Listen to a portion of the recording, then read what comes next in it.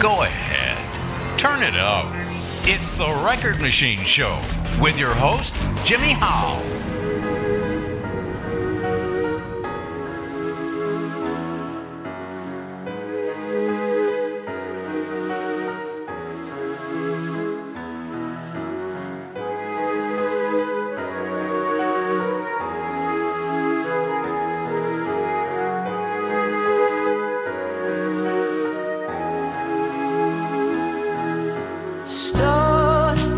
Journey now, while the world is beckoning and strangers call your name. Take what your dreams allow. Every day is awakening, is kindling to the flame. All our memories may serve you as friends.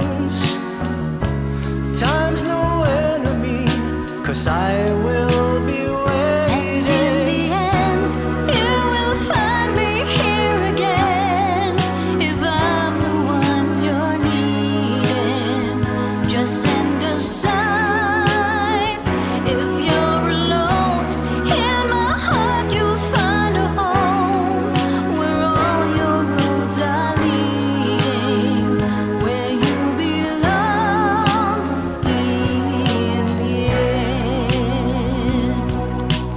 Rest when the tale is told, and beyond imagining, we'll share the life within. Sleep when the fires are cold, and the night is gathering, the prize you could not win. All our memories return in a song. Time is no enemy, as long as you hear And in the end, you will find me here again. If I'm the one you're needing, just send a sign. If you're alone, in my heart you'll find a home, where all your roads are leading, where you belong in the end.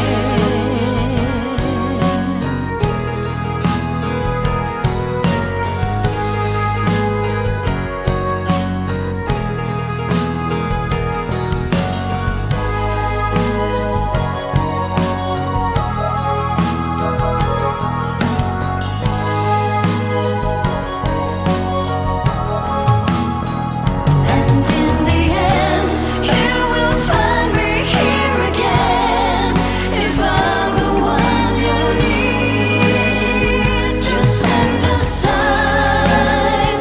If you're alone, in my heart you'll find a home, where all roads are leading, where you belong in the end.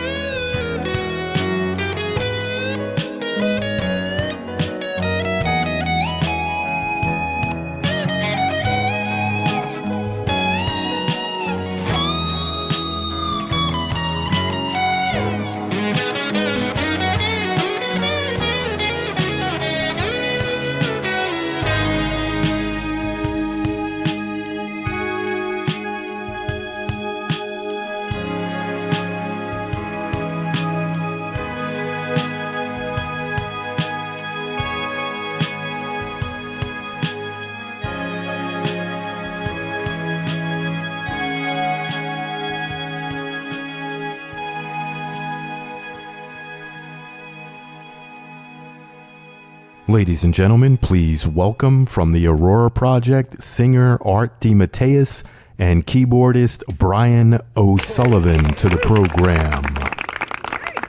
So how you guys doing, man? We're good. The last time we spoke on the air was 2018. So what do you guys have been up to with the Aurora Project since 2018? Wow. Well, first and foremost, on behalf of everybody in the band, we just want to say thank you so very much for your continued interest in our tributes to John Wetton and Asia. And we're so flattered that you think about and to give us an opportunity to come on here again and talk about the continuation of what we do for John and Asia. And we did a third song. Oh God, Brian, my memory is just not what it used to be. Did we do that in 2019 in the end? I think so. I mean, it was definitely pre-COVID. So, okay. If it was 2018 when we talked about the last to know, then it had to have been 2019 for in the end. Okay. So that explains it. I remember Rick saying, "Oh, it's 4 years since the last one." It's like, oh my gosh. I know exactly what you mean, Brad. And it's so funny because we've been so very blessed to have the support of Asia Management and Yes Management, and we have a direct line to their management, specifically their manager Martin Darville, and that's QEDG Management. And I remember 4 years ago now, I actually was communicating with him via email, and I'm like, hey, is there anything you would like to hear us do on behalf of John and Asia? And the first two choices were off Asia's second album from 1983, Alpha, but is there anything you'd like to hear? And he basically threw a title of from a side project that John Wetton had with Jeffrey Downs, who's the keyboard player from Asia, called Icon. And they did a beautiful song called In the End. And he goes, I think that would be great to hear you and the band do that in your male-female duet format, and also have feel free to put a guitar solo on the outro, and that was kind of really cool because he was giving us free reign to do whatever we wanted in there, and it was a tremendous opportunity, and we were so very blessed to been able to do that. Awesome. Yeah, that was a really good one too, because it really fit the whole Art and Cat trading lead vocals, because the original was a duet between John Wetton and Annie Haslam. Absolutely. Now, yeah, let's talk about the band for a minute. Besides Brian and Art, who are the other players? Has there been any lineup changes since the last time we spoke? No, not at all. It's still myself and Brian, John and Kathy Francis, my buddy from high school, who I'm still in Diver with. That's our high school band. Mm-hmm. Eric Rocco, and we have a wonderful drummer that we've been working with since our inception in 2017. Local guy down here in New Jersey named Steve Honishowski. I can't tell you how much of an asset he's been with us since the beginning. Very cool. Now, the band, the Aurora Project, is a tribute to John Wetton. What qualities do you admire most about John? Go for it, Bri. Well, obviously the first thing is musically. I know Art and I, we're similar age demographic, and I think when I was 13 or 14 is when the first Asia album came out, and it just hit me where I was. It's like, wow, here's kind of a new band. Okay, I later found out that the members have been around for a while, but it just stood out from the rest of what was current in the whole 82, 83 era. And there's a lot of great music coming out at that point. And Asia just really struck a nerve, and I love songs. And so musically, that was it first. Over time, I've come to really admire John Wetton as a person. And I'll give Art a chance to jump in here, but I'm sure that the discussion will lead on to several points where we can pick up on that further. But both musically and personally, just a lot to admire there. Unquestionably, and well said, Brian. The music of Asia, but back in 1982 with the fantastic debut album.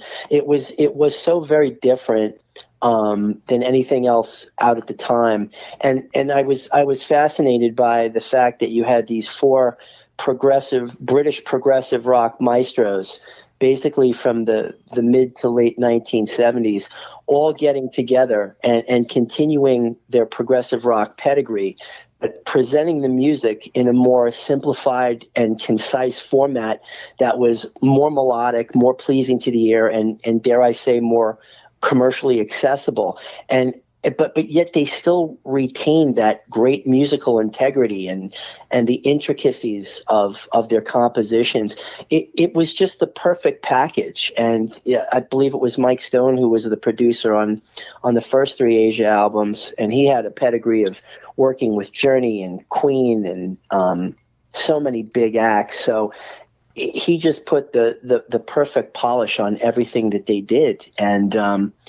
And to Brian's point, John Wetton, for me, I guess the first thing that appealed to me was I just love the tonal quality of his voice. He just has such a very emotive and warmth to his voice, and that's something I've always personally been drawn to as a singer. I can admire someone's technical prowess, but I like warm tones in people's voices, and John fit the bill with that. In addition to the fact that he's a tremendous bass player and he's an absolutely phenomenal lyricist. His lyrics are always emotionally charged and introspective, and you can always find shreds of yourself in everything that he writes where you can really, really relate to it. You know, I hope I didn't ramble too much with that, but that's in a nutshell how I feel about John. Awesome. Now, this podcast will feature two tracks that you recorded in tribute to John Wetton, Forever and In the End. Now, you gave the story about In the End before, but what made you want to record Forever? Go for it, Bri. You want to kick this one off? Yeah, this is one that kind of came to us all as a very pleasant surprise. Yeah, to say the least, right? And another chance to say thanks to another friend of the band. That's Rick Nelson. Rick was actually John Wetton's stage for a number of years. Took everything, cars and his monitors and things like that. And we'd all, kind of another tangent here, but all the members of the Aurora Project, at least Art, John, Cat, and I, we all kind of met during the reunion years of the original Asia. So like somewhere around 2007, 2008, kind of, I guess, when we all kind of started crossing paths.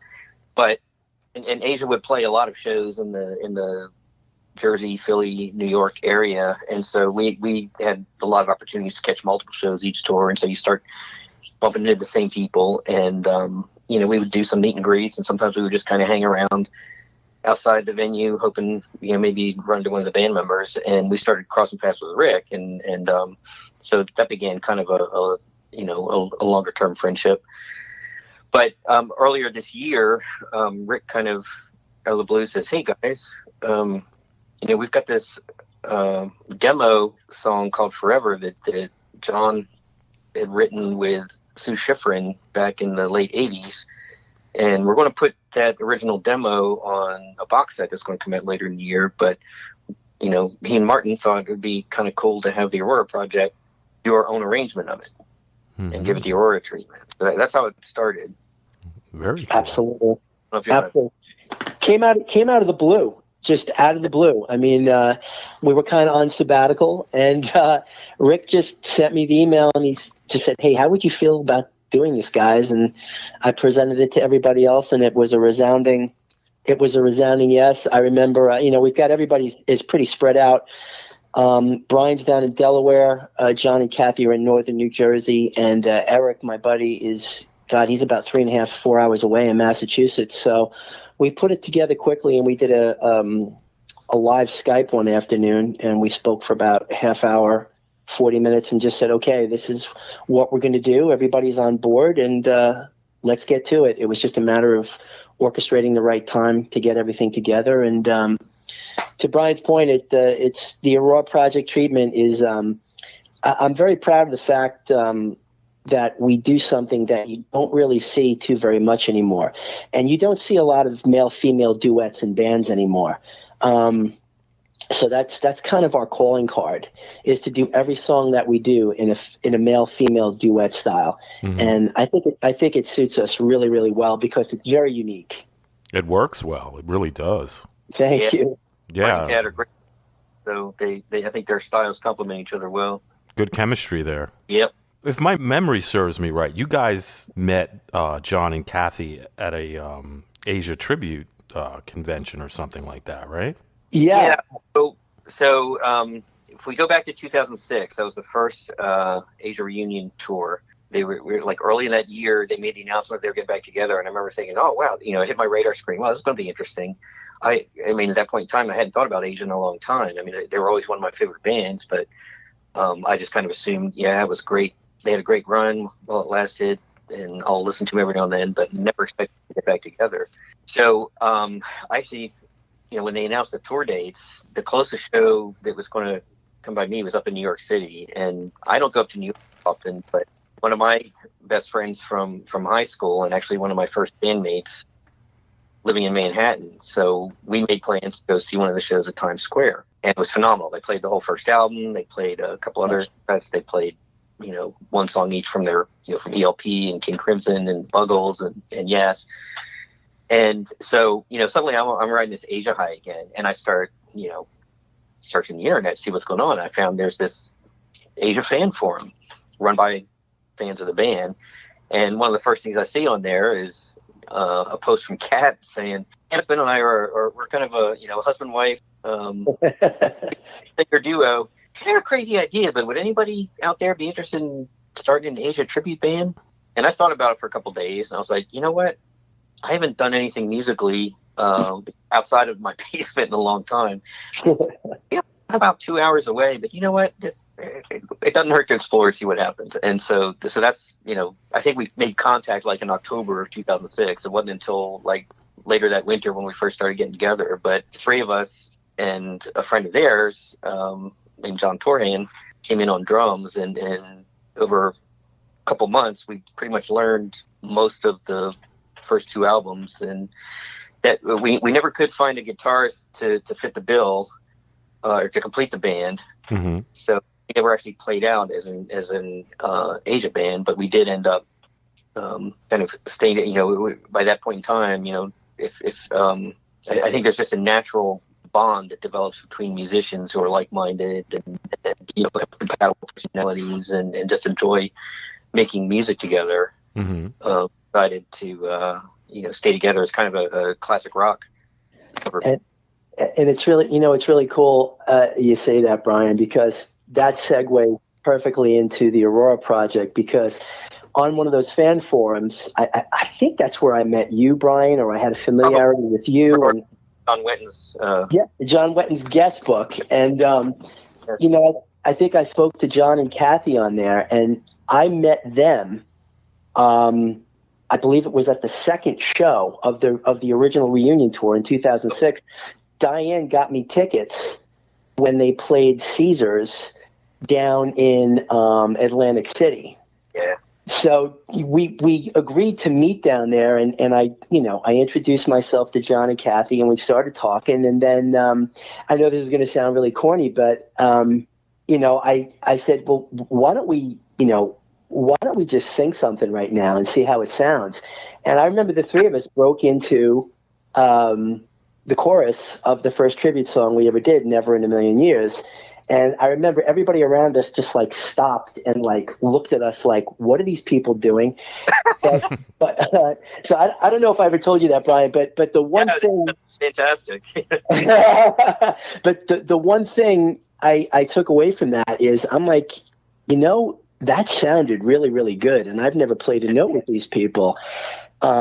And to what Brian said earlier about chemistry and being in the same age bracket and similar tastes in music, I said to myself, I'm like, my buddy Eric, who I do Diver with, has similar tastes as well.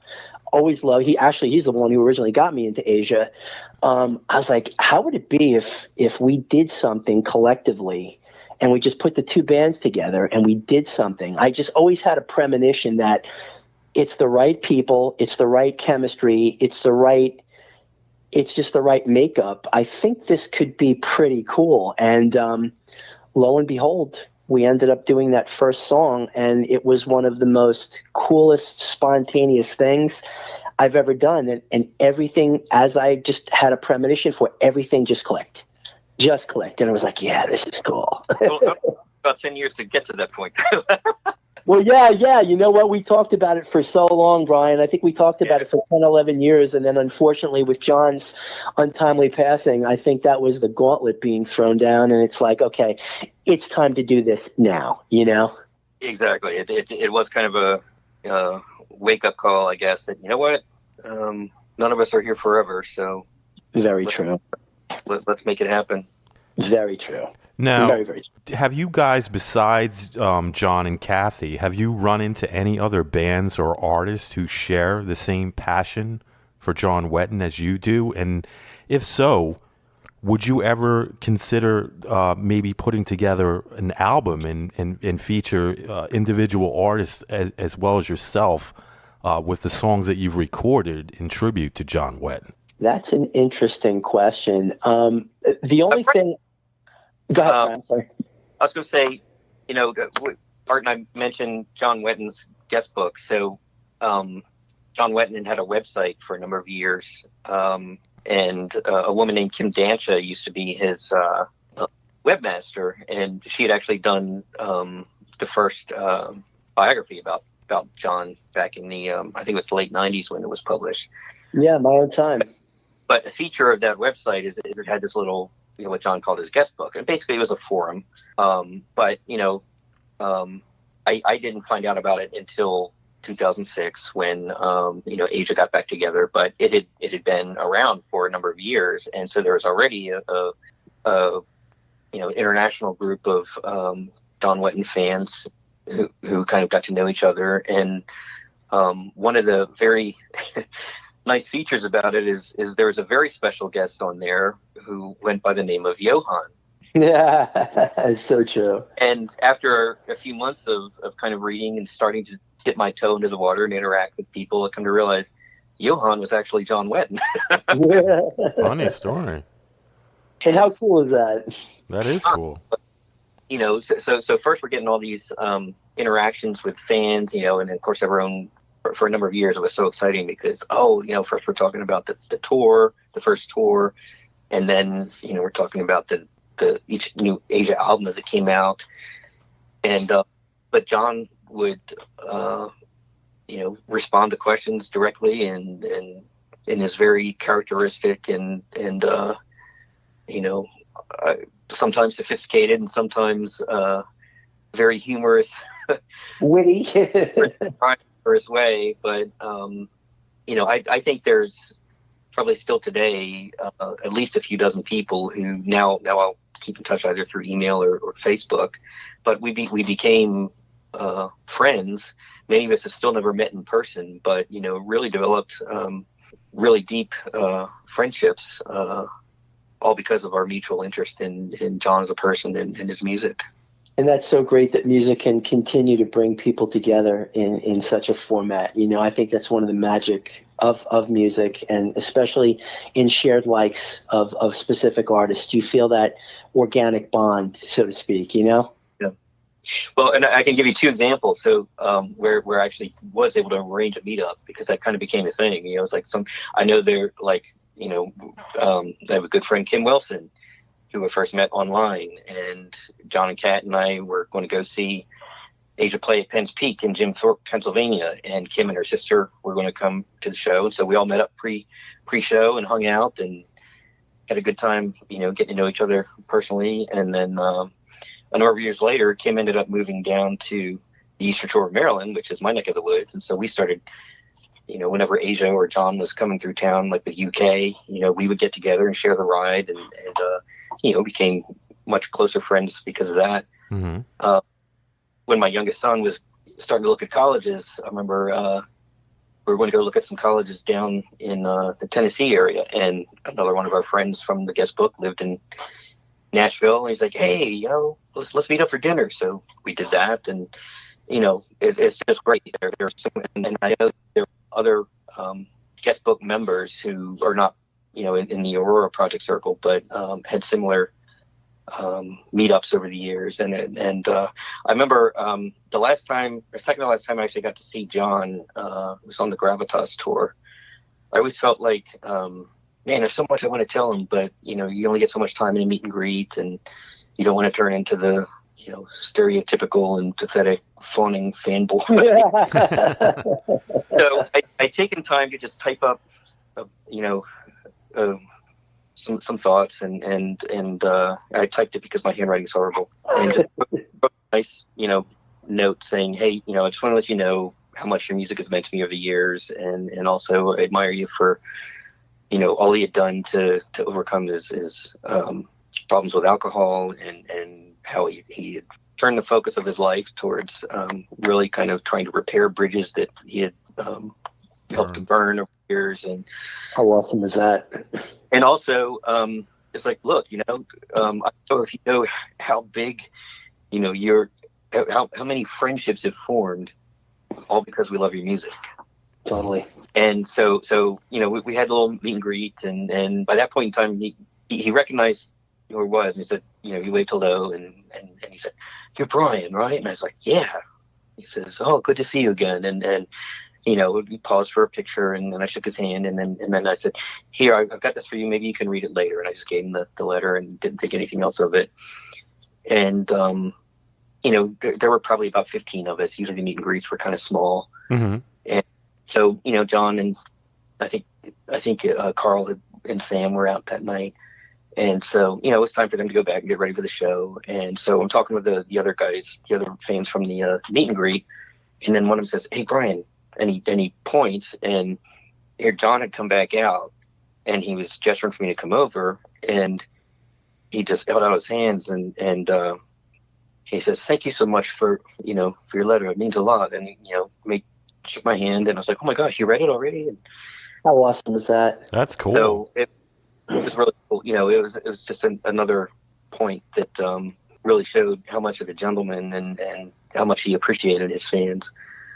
I've heard other people say that, he had, like all of us, we're all flawed human beings, and all of us have bad days. And I also kind of got the sense that John was probably, might have been a little bit more on the introverted side, which seems kind of not what you would expect for a lead singer, but, it's like he but didn't really have time for, if things were awkward, then, okay, I'd rather go read a book or, do something on my own. So I kind of got that sense from some of the times I met him with the meet and greets. And so, but for him to take the extra time and come out and first of all, even take the time to read what I wrote, but then to let me know that it touched him really, really meant a lot to me. And it's definitely a moment I'll never forget.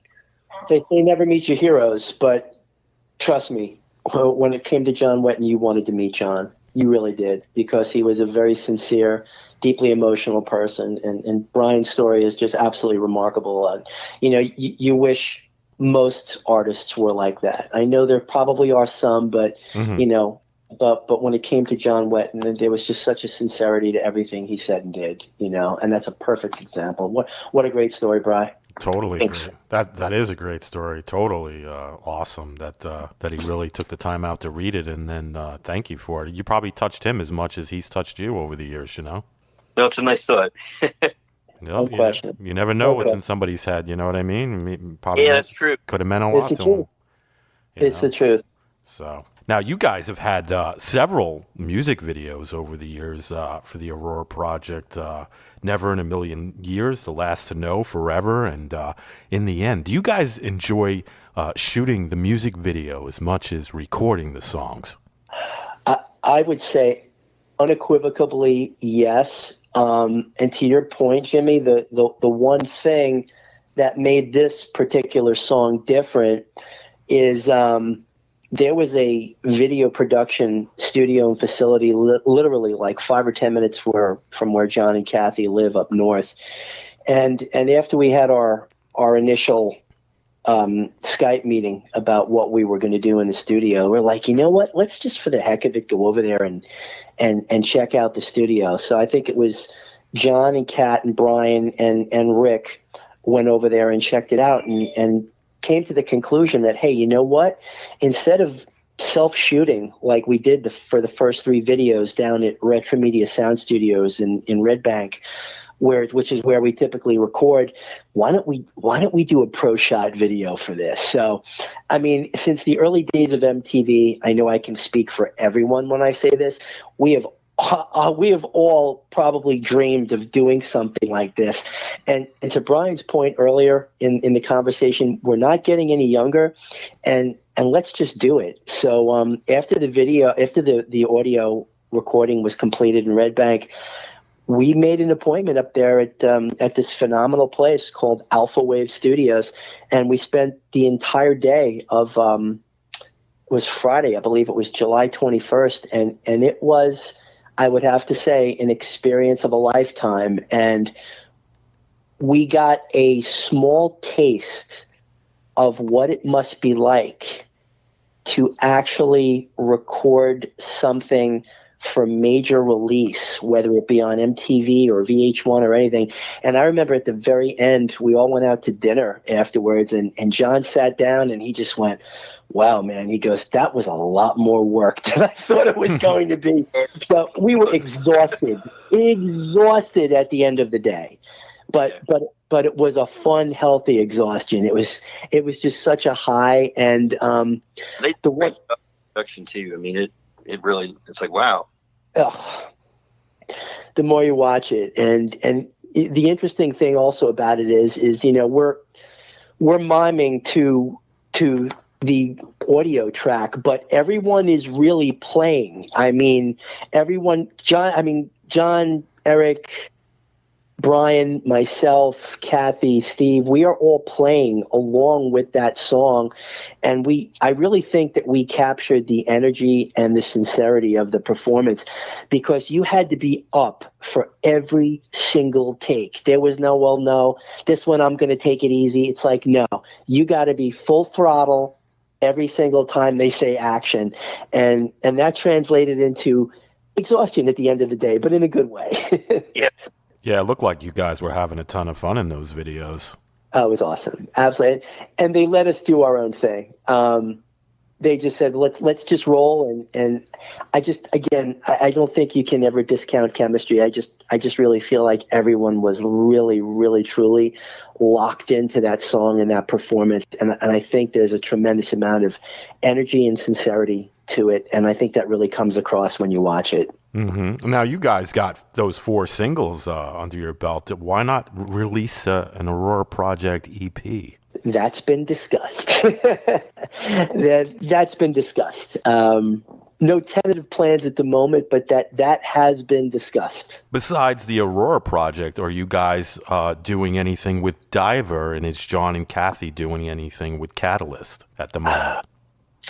I don't foresee anything immediately on the Diver end. I mean, I would like to do something if schedules allow by the end of the year. Who knows? Maybe we'll even do a second Christmas song. You know, the sentimental idiot that I am, I love doing stuff like that. Mm-hmm. And I don't know if John and Kat have any dates out there. I know that was discussed briefly, a conversation we had couple weeks back. So, but I don't know exactly what the status of that is at the moment. Yeah, you guys should definitely do an EP. I think it would do well with those 4 songs on there. Thank you so much. Thank you so much. What would you call it? Forever? You know, it's funny. It's funny you say that. I was the one kind of responsible for naming the band. So when the EP thing, you know, came up, I was like, well, I said to myself, I'm like, you know what? I named the band. I'm going to let other people name the album. Yeah. Well, you guys could still do an EP without actually pressing it too. I mean, if you start a Bandcamp page, you can sell a digital download EP on there, and there's no overhead in that area. People would pay to download the EP off the Bandcamp page. That's interesting, Jimmy. I don't know what the legalities of that are. Since it's not our songs, it's not our music, it's just basically our interpretation of the original artist, being Asia John Wetton Icon. Mm-hmm. Well, you'd have to pay a fee, I believe, for each song that you record. Interesting. I mean, we did briefly discuss something during the summer that we would love to do perhaps for charity, and that is to get in touch with Martin from the management company and be like, hey, listen, since these aren't our songs and they're just our rendition of them, perhaps maybe you guys can look to package something together and sell it and have the proceeds go to colon cancer research, which is unfortunately the pathology that actually took John back in 2017. So I remember we brought that up to Rick, and he's like, I think that's a really good idea. We should perhaps look into doing something like that in the immediate future. Yeah, that sounds like a plan. Now, do you guys have a website that you'd like to promote? Yes, we do. We are actually on Facebook. We are actually on Twitter. Okay. And we also do have a I don't access this as much as perhaps I should, but there's another website called Number One Music. It's actually n1m.com/the Aurora Project. And all of our information is on there as well for the public to look at and to go through just some of our history and some of our postings and our songs that we have posted on there as well. Nice. Now, is there anything you'd like to mention that we didn't talk about tonight? Oh, yep. I had a couple things from my notes here. So Art mentioned that we do most of our recording at Retro Media Sound Studios up in Red Bank. But also we give Adam a shout out. So I definitely want to give Adam a shout out because he does a fantastic job. So absolutely. Just, it's amazing how quickly we're able to get stuff down, and then watching him work Pro Tools is like, dude, I thought I was pretty good with the computer. You're like a madman in there. But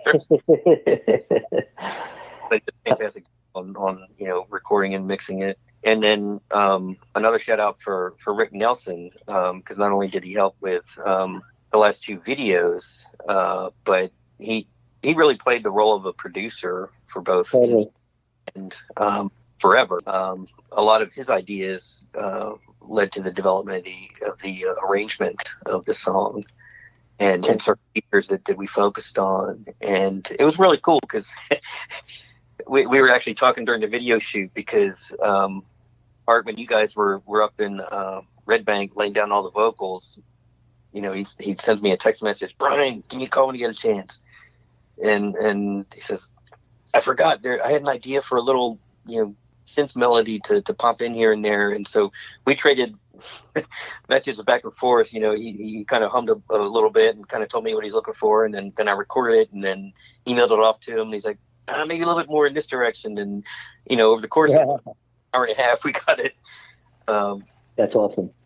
It'll, have Adam fly it in and final minute. But it was a lot of fun working with him because of course, I don't know John personally, but he was a huge John Wetton and Asia fan. I mean, I think he probably knows more about John's catalog than any of us or all of us put together. No doubt. I think he's the official archivist for the band, if I'm not mistaken. So, yeah, his input was invaluable in this. Yeah, but he understands the music so well and was able to come up with some great arranging ideas and as well as a lot of the video editing. So it was a lot of fun working with him, and we definitely appreciate all that he brought to the table. Unquestionably, and everybody worked really hard on this. But I want to give a special shout out to John and Kathy Francis. They put in such an exorbitant amount of extra time into all of this, between late night recording at their home to sitting next to the folks and the engineers and editors up at Alpha Wave Studios. up by where they live for countless hours, trying to get this, final edit done and to get it streamlined. So again, not only are they bandmates, they're tremendous people, love them, they're friends, and I can't say enough about the amount of time and effort that they put in to making this thing be such a success that it's been. Yeah, they're awesome. I met them at your 50th birthday party, and we sat next to them at the same table. Such great That's right. people. I remember. Yep, we put you there with them. Absolutely. And another shout out to Steve Honishowski, our man behind the kit, and my right hand man Eric Rocco, who's been so cooperative and supportive of everything. 11 years ago, I said to him, I'm like, hey man, I met these really good people. They're really cool. They're all talented. And I just have a gut feeling that if we did something together, this would be really good. And he's like, all right, yeah, cool, great.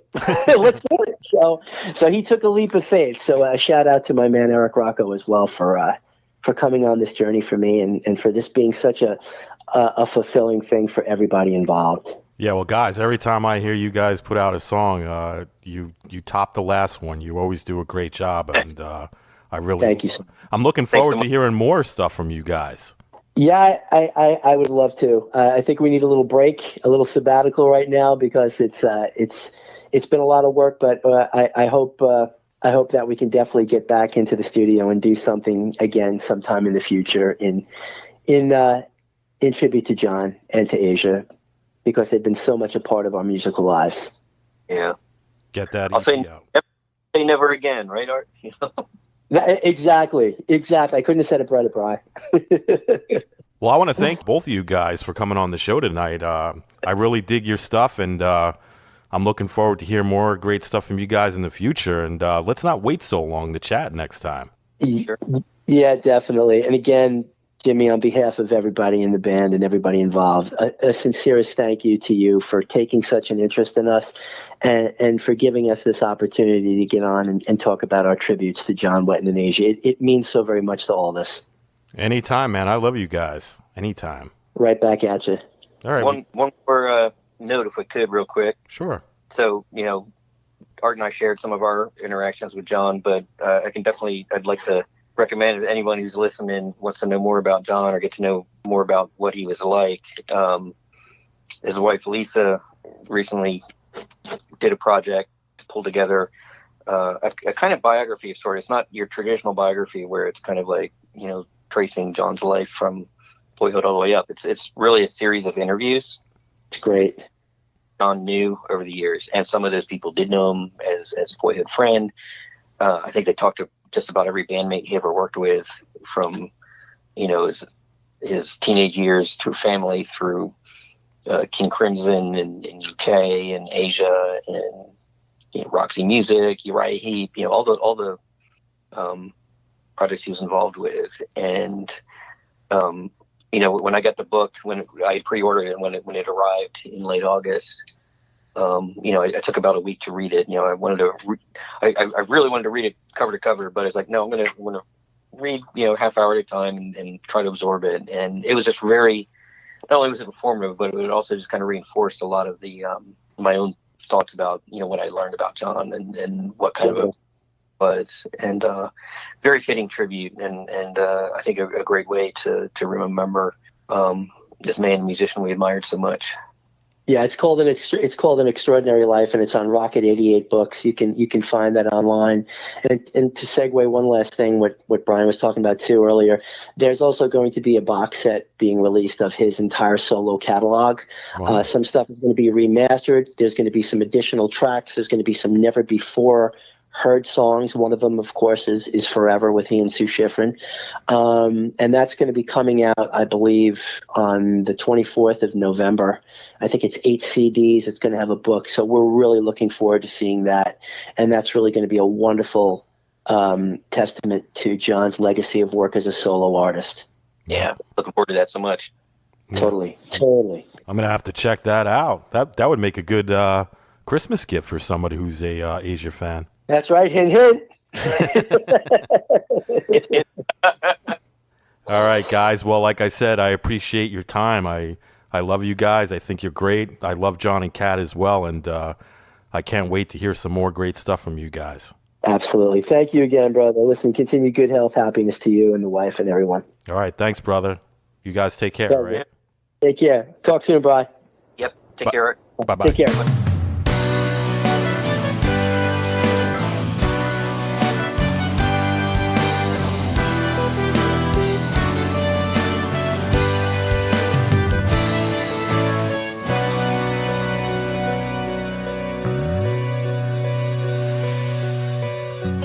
Nobody's light could ever blind me. Don't understand what's going on. I feel like I was struck by lightning. Stop me dead in my tracks. Now there's no turning back. I ought to trust my better judgment and let my heart rule my head. Oh yeah, yeah. Deep down I know this time is different. And for once I believe what I want to believe. This night is gonna